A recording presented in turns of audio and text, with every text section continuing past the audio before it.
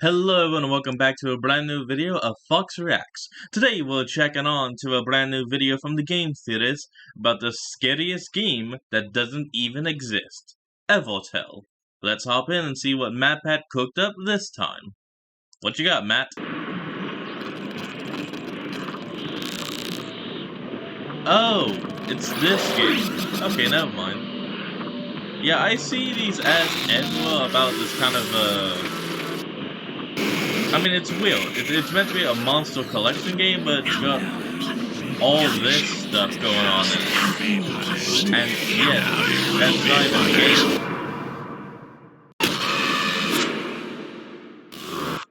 Hello, Internet! Welcome to Game Theory, the show that always delivers on what it promises, cringy humor with passable fan theories. Set the bar low, my friends, and you'll never disappoint. Speaking of setting a low bar, today we're talking about Evertale, a mobile game that saw our creepy lore videos and exposés on misleading mobile ads and said, yes, please, to both of those things. Not only are the Evertale ads we're talking about today misleading, there are also hundreds of them. 372, in fact, as far as I can tell, ripping off everything from Pokemon to Omori to Final Fantasy and Earthbound. And yep, I watched each and every single one. Don't say I never do anything for you. Big shout out to the creepy Evertale subreddit as well as this playlist by, I'm not even sure how to pronounce that, but good job on compiling everything, guys. It helped out a ton. Anyway, in case you weren't already aware, Evertale is a mobile monster catching game that released back in 2019. It looks like this, it plays like this, and you should never download it. Never. Not once ever, because its ads look like this.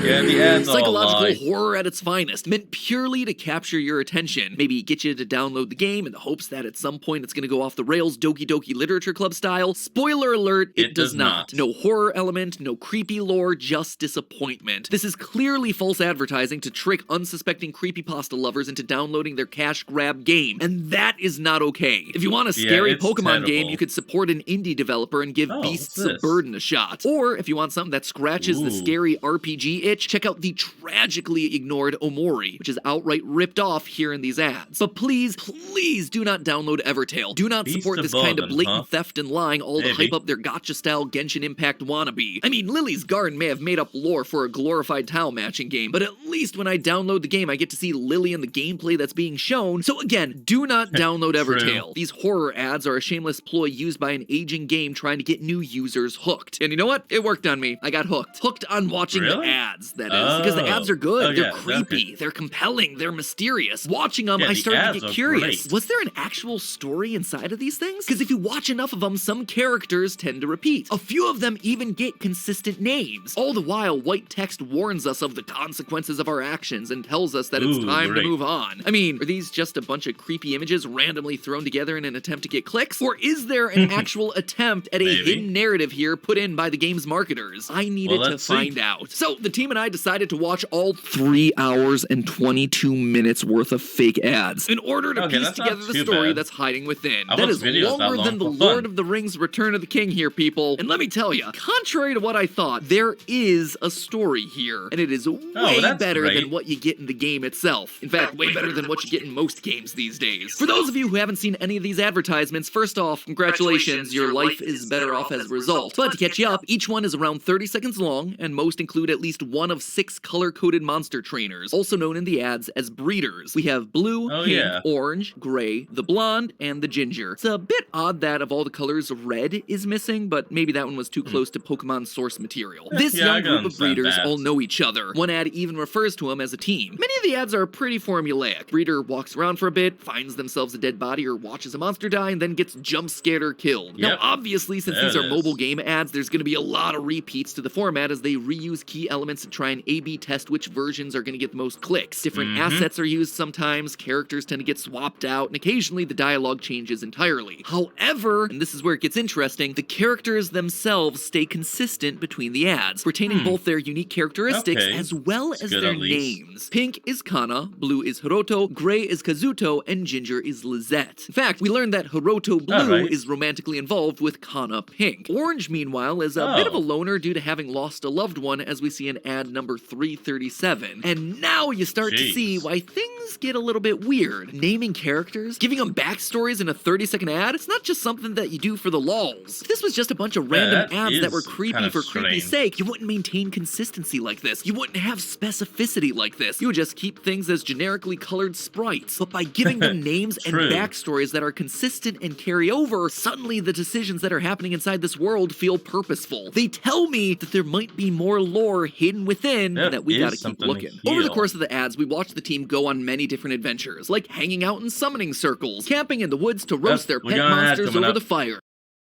And we're back. And speaking of horror games, I literally just got an ad for a horror game called The Fridge is Red. Check it out. And hanging from meat hooks. But it's not all fun and games in the life of a breeder, my friends. There are more mundane things too, like going to the grocery store, only to then find a girl standing over a dead body telling you to hold the bloody knife. Blue says yes, and suddenly the girl is trying to frame him for murder.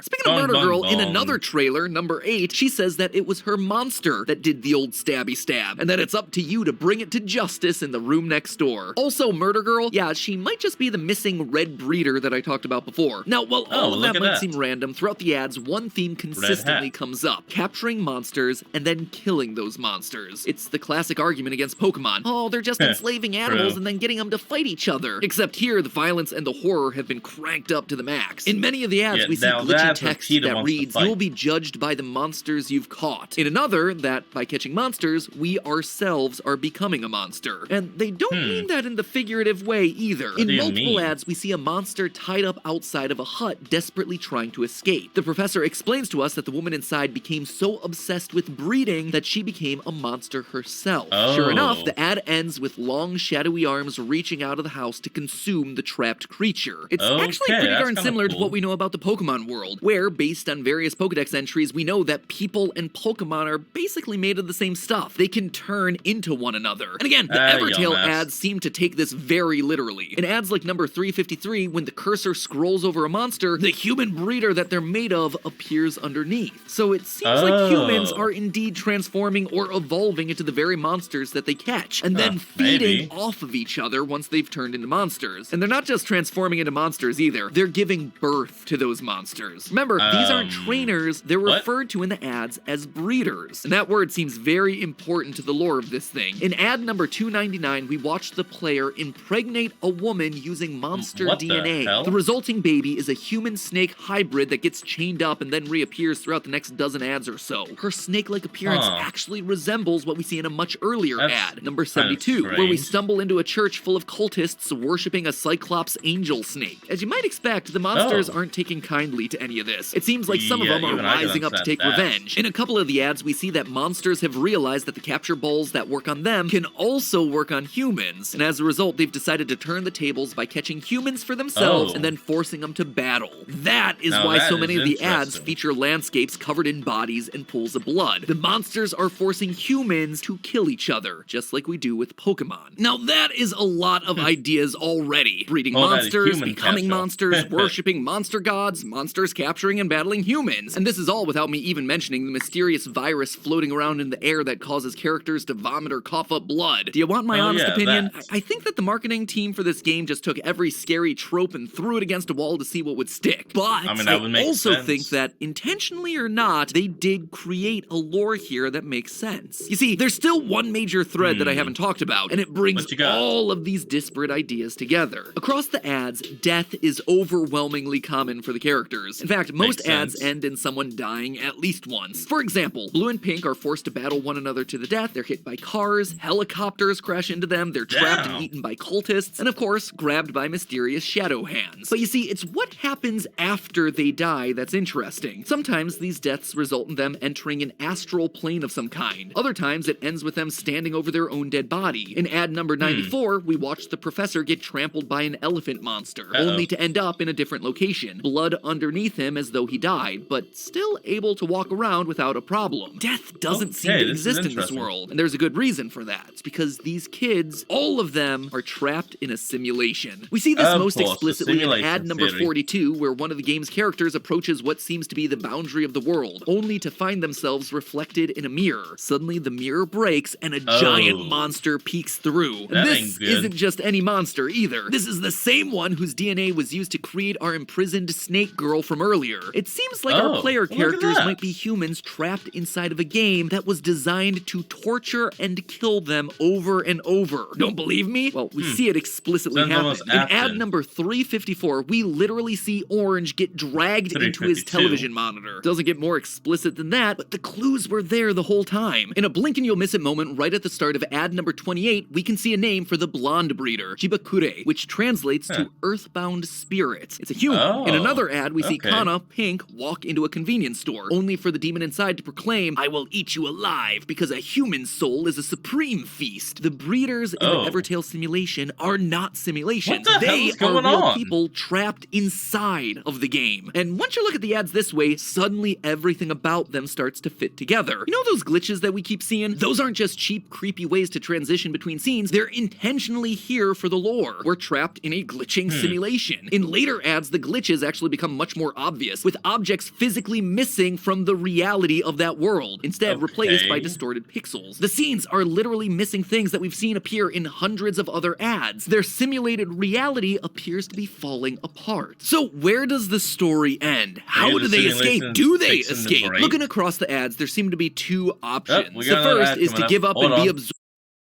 And we're back. Absorbed into the game's code and become part of the simulation. In ad number 322, we see the lines, "Living is hard, you can be happy if you die," flash up within the glitchy screen. Later, in number 363, we meet this bizarre blob creature that's known as the Sage of 1,000 Eyes. It tells Orange the void will eventually consume the world. Do you just sit and wait for it to disappear, or become a part of me and gain eternal life? Now, this sage appears to be related to yet another character that we meet in ad number 140, Sato.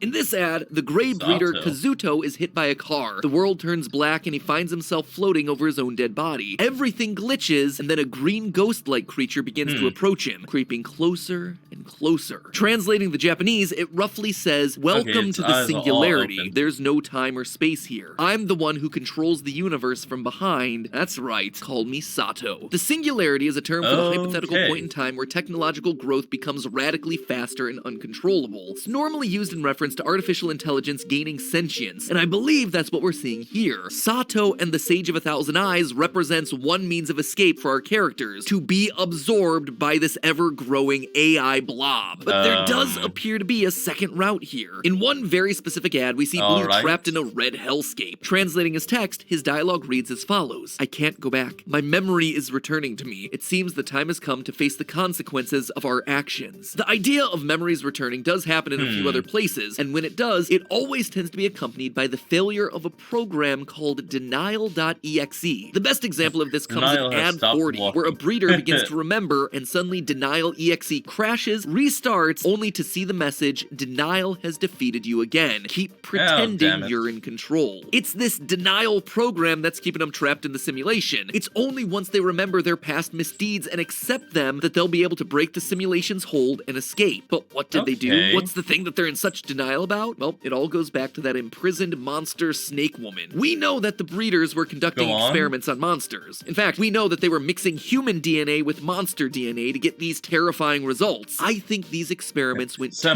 far and had unintended consequences. In ad number 336, we see Orange descending down a long elevator into an underground lab. There, he's attacked by a mysterious fleshy creature. It happens so quickly that you can't quite make out exactly what it is, but if we watch ad number 30, suddenly everything clicks. Here, we're back in the same lab, and our breeder gets attacked by a fleshy zombie. Something about the genetic experiments with monsters went wrong to create these horrific humanoid creatures, and that, in turn, gives way to one final set of trailers that I've yet to talk about. Ones that look a whole lot different from everything we've covered so far, ones that look like this. What the? What the left field shit am I These looking ads at? are unlike anything we've seen before. The child crying has his mouth filled with words for help. People no longer look like people, but rather monsters. This, I believe, is the real world. The world that was created by our quote-unquote heroic breeders. Oh, This is boy. what Blue was talking about in that other ad. The actions that they have to face the consequences for. They were literally creating and breeding monsters, but then they played God a bit too much. They pushed things a bit too far, and suddenly they wound up breaking the fabric of humanity. The world, the real world, is now filled with twisted, horrific monsters. So there you really have it. The story for a game that doesn't exist. The hidden lore within the messed up world of Evertale's ads. A world where breeders played God a bit too much, started to experiment too broadly with monster DNA, and created twisted humanoid zombies out for blood. A world where their successful creations like the Snake Girl are imprisoned in a basement somewhere, hidden from the rest of society, but worshipped by many. A world where breeders are pulled into a simulation made to punish them repeatedly until they're finally able to stop their denial and accept the consequences of their actions. I tell you what, when I first started researching for this episode,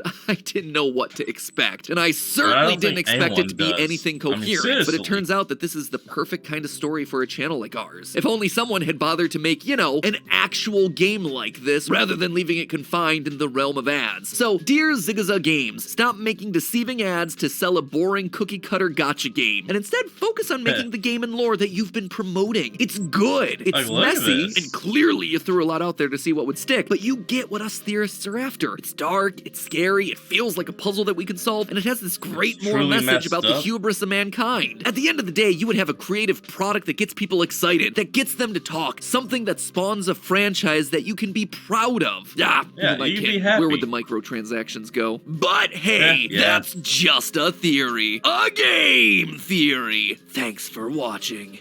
Alright folks, well that seems to be the end of this episode, so I want you all to remember to like, comment, and subscribe for more. Down in the description will be a link to the original video, so remember to support the original creator and all they do, and I'll see all of you folks next time. Peace out.